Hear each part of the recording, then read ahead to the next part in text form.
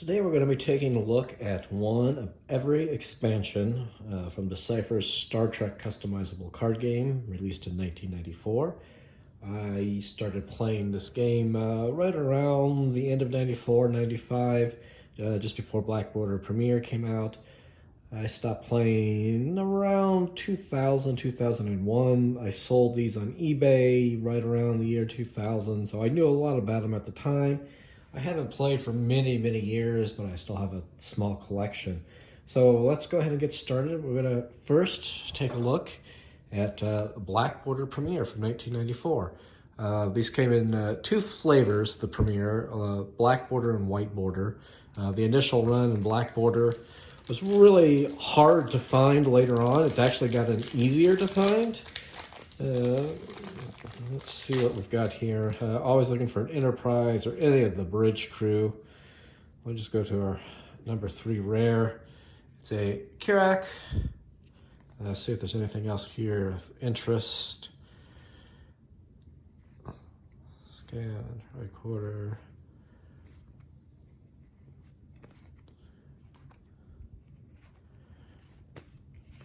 So there's nothing else. There wasn't not a great rare to get, but not bad. It's better than a rare mission, which sometimes happened in that set. We're going to look now, White Border Premiere. There was actually 2 White Borders released, one in 94, one in 95. They're almost exactly the same. The copyright's different. You can see here on the pack that that's a 94. Copyrights on the cards will also say 94 or 95. And there's just a couple erratas and some spelling changes, but nothing too drastic between them. In case you don't know, the first 3 are uncommons. Number 4 is always your rare. Sir Isaac Newton. And this wasn't a great card. The physics was useful, but the hologram made it pretty difficult to use. We'll put him there, see if there's anything else that's really interesting in here.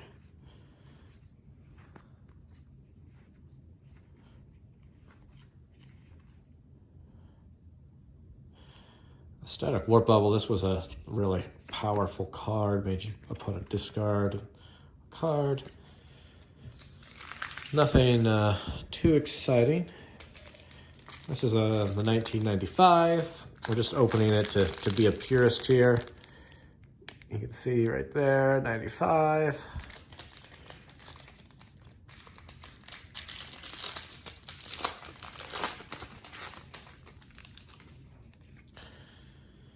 And what are we going to get? A rare mission. So this was a not a problem, but an annoyance in the Premiere set. They had so many rare missions. They were fun, not fun to get. I mean, you wanted a ship or a personnel or something powerful. And the mission was fine, but you could only use one in a deck. They didn't have a lot of trade value. It was always kind of disappointing to get one. One of the nice things, though, about Premiere missions was they were so easy to do. As the expansions went on, the missions got harder, so I always used a lot of Premiere missions, even in later decks. I mean, all you needed to do that was exobiology and diplomacy, and you got 35 points. That was a pretty nice mission. Let's see if there's anything else.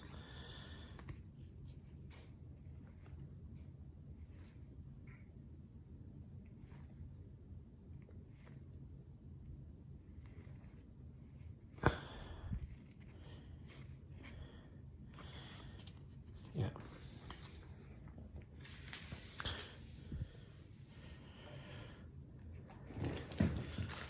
This is the Warp Pack. It wasn't technically an expansion set. We're going to look at it anyway. What they did, they gave these out because they had a little problem. The starter set wasn't really a starter set. It didn't have enough cards to play a game of just the starter set. Even if you bought some expansion packs, you weren't guaranteed to have everything you needed. So this gave you some extra cards, a non-aligned card, a neutral outpost that made sure you had a place to go. Yellow Alert, that helped to counteract Red Alert. Red Alert was really the most overpowered card probably in all of Premiere. Montgomery Scott was kind of that's what made this pack interesting for people who already had a lot of cards. You could only get him in this pack. He wasn't super rare. People tried to sell him as rare. They assumed that he was a valuable card. He wasn't. It was fun to get at the time, but people ended up having lots and lots of copies of him. Countermanda, that was also useful if you didn't have a lot of other cards. Then it had some missions. Nothing special in these missions, but it gave you enough to have a real deck anyway. So this was the little insert. It just had some info about what was in there, a little small rules, clarification, explaining what it was there for. This is great. Some of the websites, FTP sites, the American Online, and a fax response system. So if you wanted to get a rules update, you could dial the number and get a fax back. And it's pretty amazing. But 1995, there wasn't a whole lot of internet there. The other kind of thing that's fun with this is it says one per customer. Basically, stores were begging you to take these. They had so many of them, they would hand you 3 or 4 anytime you bought something. So they never ran out. Alternate Universe. This was the first expansion, and this game had been going on for 2 years. It was getting a little stale. So Alternate Universe was it was fun to have, and it was really exciting to play. There wasn't anything groundbreaking about it. It gave you more cards. It didn't change gameplay very much. Always looking for a Future Enterprise. That was the ultra rare. That was what made these really fun to open. I've never actually pulled a Future Enterprise from a pack. Maybe this will be the time. Let's see. No, Iconian Gateway. This wasn't a really powerful artifact. Artifacts were powerful in Premiere, and then they got less powerful as games went on. Let's see if there's anything else. This is a good ship, actually, for non-align. This was really a useless card. Cardassian Trap, that wasn't bad. Let's see if there's any. Yo Alert, we just saw that in the Warp Pack. Targ, I don't know if anyone have actually played a Targ. There was a lot of cards here that weren't actually that useful, but like I said, it was exciting to get something new.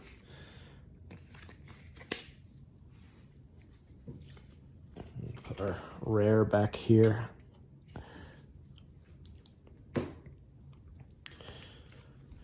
Q Continuum. This was not a great expansion. We'll open it up. The cards weren't that great. It did introduce something called a Q's Tint, and that was a major thing. We had these Q dilemmas. You could have it's called a Q Flash side deck, and they weren't that powerful, so it didn't always make a whole lot of sense to use it. Here we go, another artifact. You see, and once again, not super powerful after Premiere. We'll put it down there. And the other.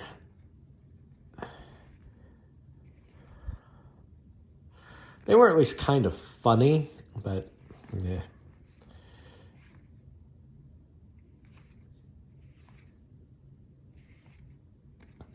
Nebula, I believe this was the first Universal mission. I don't know if it was, again, you could kind of set a trap for your opponent there. Hard to work. Wasn't really useful. Yeah, here's a Q Flash. So this would be your Q side deck. You could use it as a dilemma. People would land on it and then have to face cards from your side deck.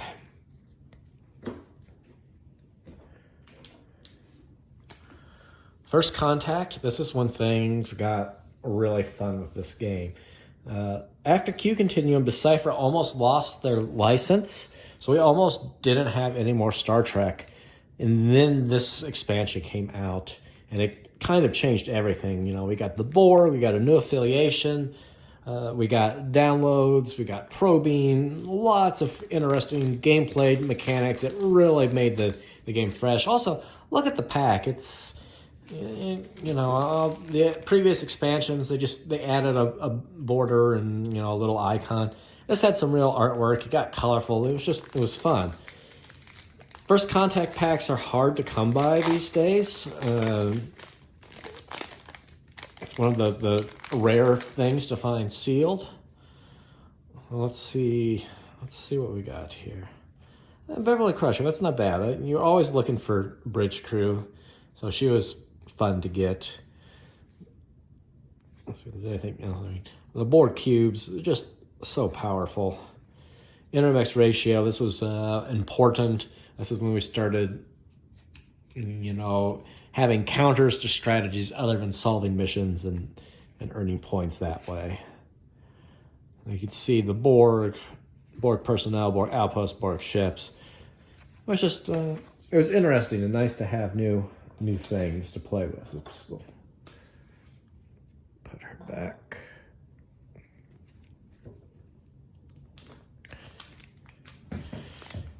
Deep Space Nine, again, this is another really fun expansion. Introduced a new quadrant, wormholes, all sorts of things to keep you occupied, new affiliations. It was lots of fun to get. These packs are also rare, sealed.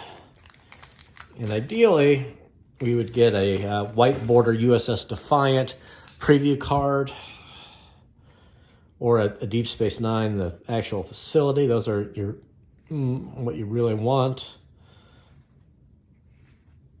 Kyle Paka, okay, she's not bad. That's it could be worse. They did have some cute dilemmas in there. So yeah, you had Bajorans, you had Cardassians in these.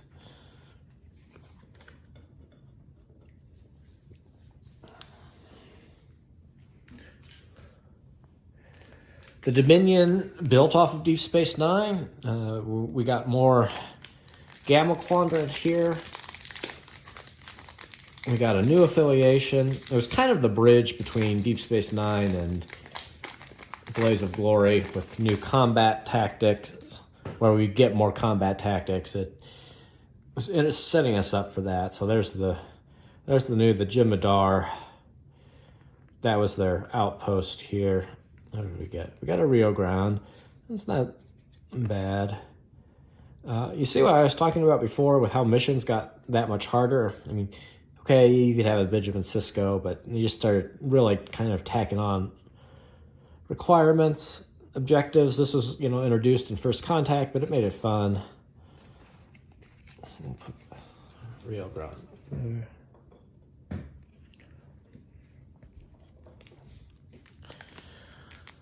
Blaze of Glory. These packs, besides the motion picture, these are very, very hard to find these days. Sealed, very rare. So I haven't opened one of these in over 20 years. So let's see what we get. Hopefully we get a foil. This is the first expansion that had foils.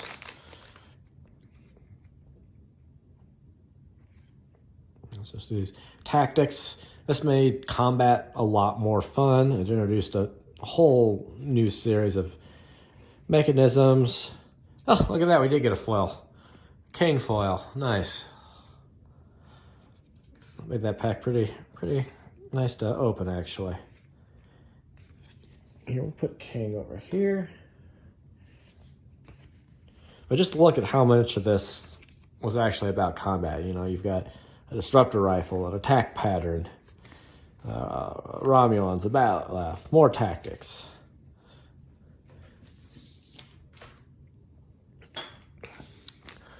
Rules of acquisition. This wasn't that great of an expansion. It's super easy to get these days. You can buy it by the case. There was no ultra rare in it, so for collectors there wasn't a whole lot. It introduced the Ferengi, which were, you know, they were okay to play. Scientific Method, one of my favorite dilemmas, actually. You see, you know, and the distribution of these weren't great. We got 2 in the same pack. You shouldn't get 2 of the same card in the same pack. Yeah, that's fine. None of these are worth very much.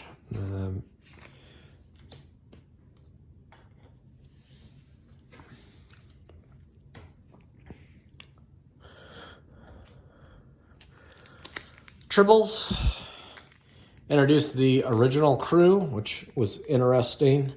By this time, things are starting to get pretty complicated in the game. These packs actually, there were different packs that had different original crew members on, so you could actually get different people on the packs. A box would give you a whole bunch of them. DeForest Kelley had just passed away when this came out, so Dr. McCoy's the ultra rare in it as tribute to him. Introduced a new side deck. It had a whole side game. Actually, when I bought this for the first time, I actually got a Star Wars CCG card in one of my packs. I'm not sure how that happened. It's never happened since. The other thing that's actually kind of nice about these, if you can see it now, it gave a number and a rarity down there in the corner, so you could actually see what the rarity of the card was. What did we get here? First Minister Shakar. He was good to have for Bajorans, actually. But then we had time locations. It was just getting very, very complicated. I'll put Shakar right there.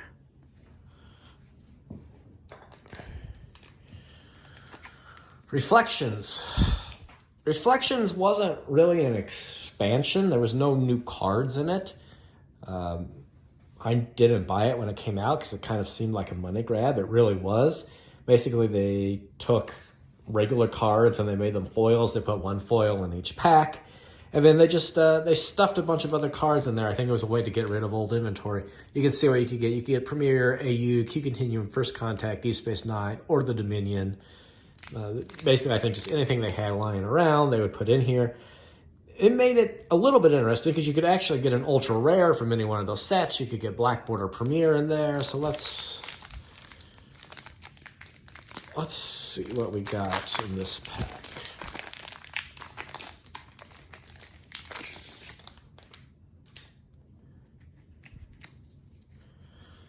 For Ingi-Tac, no one wants any of these. IP scanner, Keiko, Scottish Setter, Combat Missile, Lovak Founder, which I think is rare. Roga Danar, that's a nice foil. That was our foil. So there's Roga.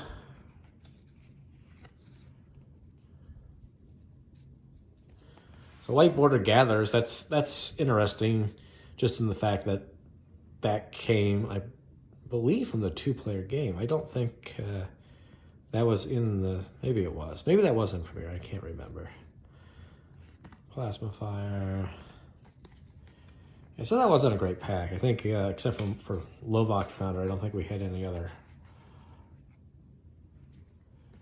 I don't remember if Keiko was a rare or not. She might have been. I'll throw her to the side. She might have just been uncommon.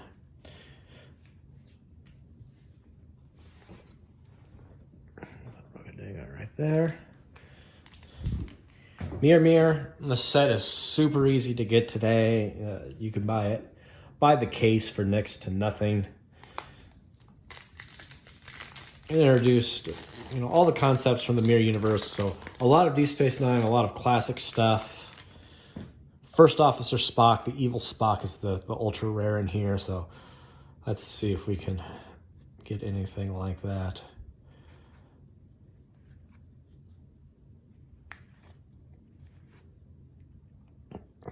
Rare objective. It's kind of cool of a card, not super collectible.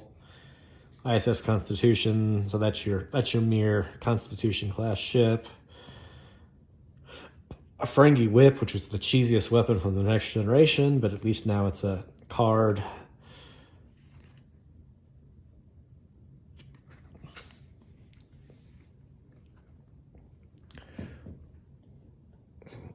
structure there. Voyager, this is not a super hard expansion to get. It's a little more valuable. It's a little more expensive than Mir or Rules of Acquisition. It was a double expansion, all set in the Delta Quadrant. The Pandara Champion is what we're looking for an ultra rare in here.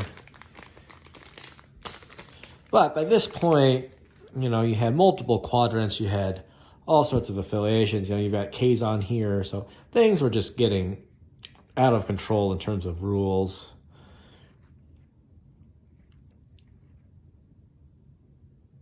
Yeah, it's not a great rare. That's what we got. Put it down there.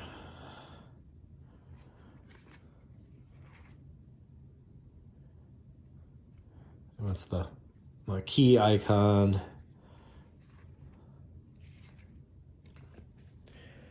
Voyager was actually the last set that I bought while I was still playing. I never actually played with it.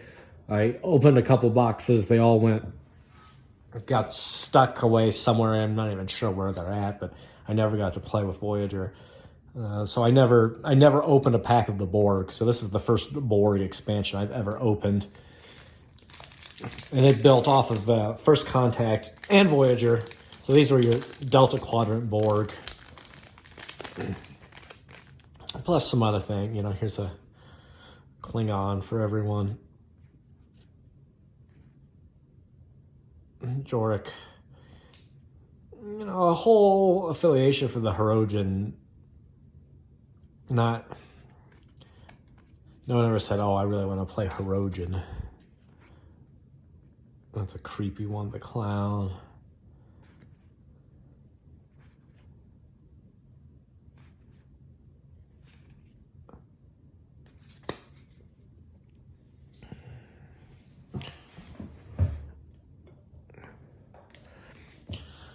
So Holodeck Adventures, this was actually supposed to be the expansion after Q Continuum. That's what it said in the player's guide and what it said in all the literature.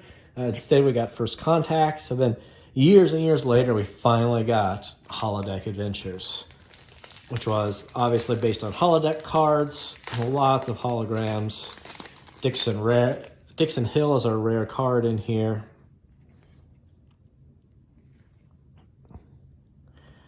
Bionars, the Bionar cards, I've always some of my favorite cards. They were always fun. They added lots of stuff to your ship. Boothby was a rare. I like Boothby. I would rather have gotten a Dixon Hill, but we'll take him. Ascian.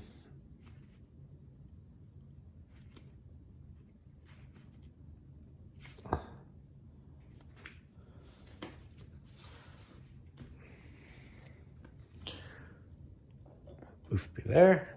And this is it. The motion pictures. This right here is the rarest sealed product you can get. This is actually hard to find. I ordered it special just to make this video. I've never opened a motion pictures pack before. Really excited to actually. Let's see what we get. Hopefully we get the ultra rare Kirk. Almost as good or any of the dual affiliation cards. They're very hard to get. They're very sought after.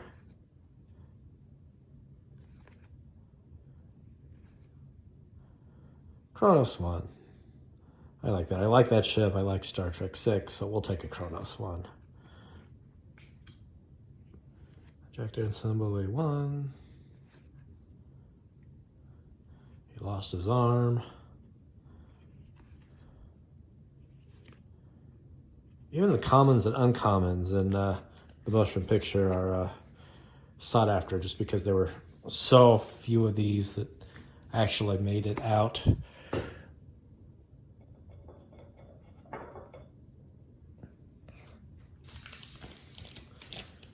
So that's our set. We didn't get anything overly spectacular. We got one foil, no ultra rares. I wasn't really expecting to get an ultra rare out of just single packs of everything, but thanks for watching. See you next time.